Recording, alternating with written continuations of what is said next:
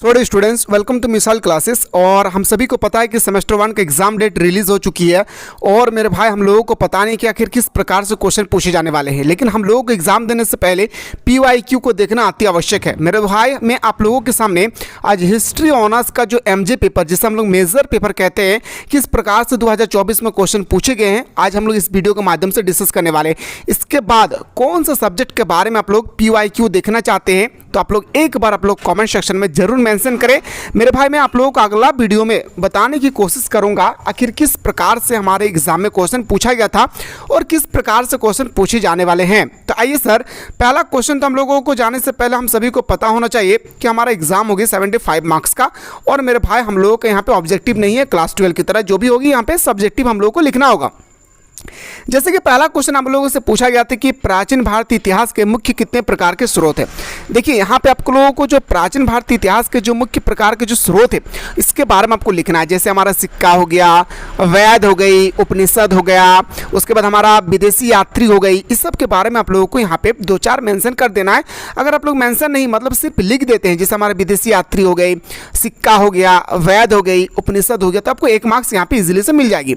फिर हमारा दूसरा क्वेश्चन पूछा गया था कि पुराणों की संख्या कितनी है। जैसे मेरे भाई, पुराणों, जैसे हम लोग से पूछा जाएगा कि वेद कितने प्रकार के होते हैं, तो 4 प्रकार का, ऋग्वेद, यजुर्वेद, सामवेद और अथर्ववेद। हमसे पूछा गया क्या, तो बताएंगे सर पुराणों की संख्या। तो पुराणों की संख्या हमारा कितना होता है, 18 होती है।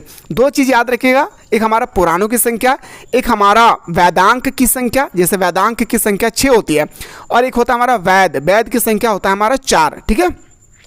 फिर अगला क्वेश्चन पूछा गया था मेरे भाई कि आप बताइए थोड़ा सा कि सामवेद का संबंध किससे है। तो मैंने आप लोगों को परसों का वीडियो में आप लोगों को शानदार तरीके से बताया था कि सामवेद का जो हमारा संबंध होती है वो हमारा संगीत से होता है। किससे होता है, संगीत से होता है, मैंने आप लोगों को बताया था। और बहुत सारी चीज़ से, जैसे हमारा सूर्य से होता है। तो आपको एक ही लिखना है, ज़्यादा नहीं लिखना है, क्योंकि एक ही मार्क्स मिलने वाला, आपको ज़्यादा लिखने से ज़्यादा मार्क्स मिलने वाला नहीं है। भारत का प्राचीन विश्वविद्यालय कौन सी है। तो देखिए, भारत का जो सबसे प्राचीन विश्वविद्यालय है वो तक्षशिला विश्वविद्यालय है, जो वर्तमान समय में बात करूँ ये पाकिस्तान में स्थित है। बौद्ध साहित्य किस भाषा में लिखी गई थी। तो बौद्ध साहित्य जो है वो हमारा पाली भाषा में लिखा गया था। कौन सा भाषा में, पाली भाषा में लिखा गया था। इस चीज़ को ख्याल रखिएगा। आइए सर, बात करते हैं अगला क्वेश्चन पे। उससे पहले जो भी स्टूडेंट्स मेरे भाई, अगर आप लोग हमारे इलाके से संबंधित है, जैसे BSK कॉलेज माथान हो गया, RS मोड कॉलेज गोविंदपुर हो गए, तो अगर आप लोग इस कॉलेज के आसपास में अगर स्टडी करते हैं तो आप लोग हमारे साथ आपस में बातचीत कर सकते हैं, क्योंकि इन्हीं के आसपास में हम लोगों का स्टूडियो है, जहां पे मैं आप लोगों को बेहतर तरीके से फेस टू फेस समझा सकता हूं कि आखिर किस प्रकार से मेरे दोस्तों एग्ज़ाम में कॉपी को लिखना है। ठीक है। अगर आप लोग चाहते हैं मीट करना तो आप लोग मीट कर सकते हैं।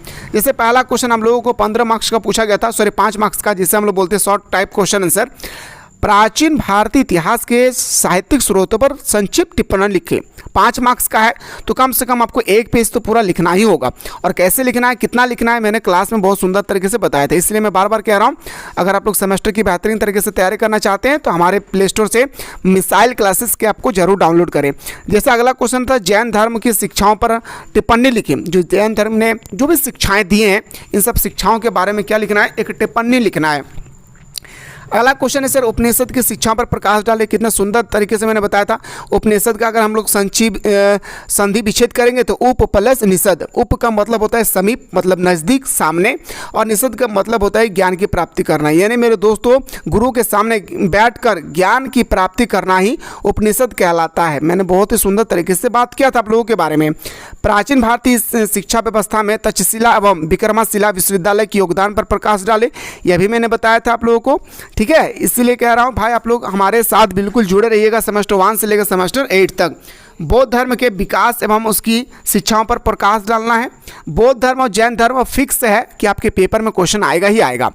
जैसे अगला क्वेश्चन था कि प्राचीन भारत में विज्ञान यानी साइंस एवं टेक्नोलॉजी के विकास पर एक लघु निबंध लिखे। ये क्वेश्चन आया था।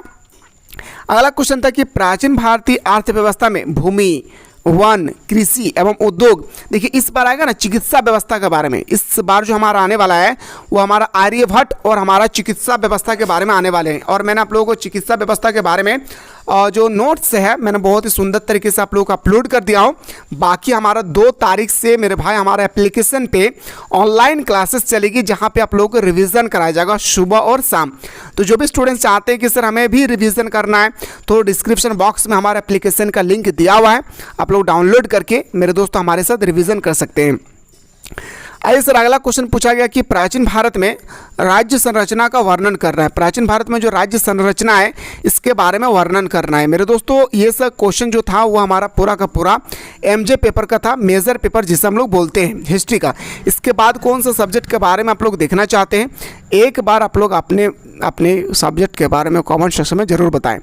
फिर से मैं कह रहा हूं कि जो भी स्टूडेंट्स माइथन और बीएसके कॉलेज और आरएस मोड कॉलेज से संबंधित हैं वो लोग हमारे साथ विजिट कर सकते हैं और हमारे साथ मीट करके ये पूछ सकते हैं कि सर कैसे हम लोग लिखे कि अच्छे मार्क्स मिले। फिलहाल बात करता हूं नेक्स्ट वीडियो में।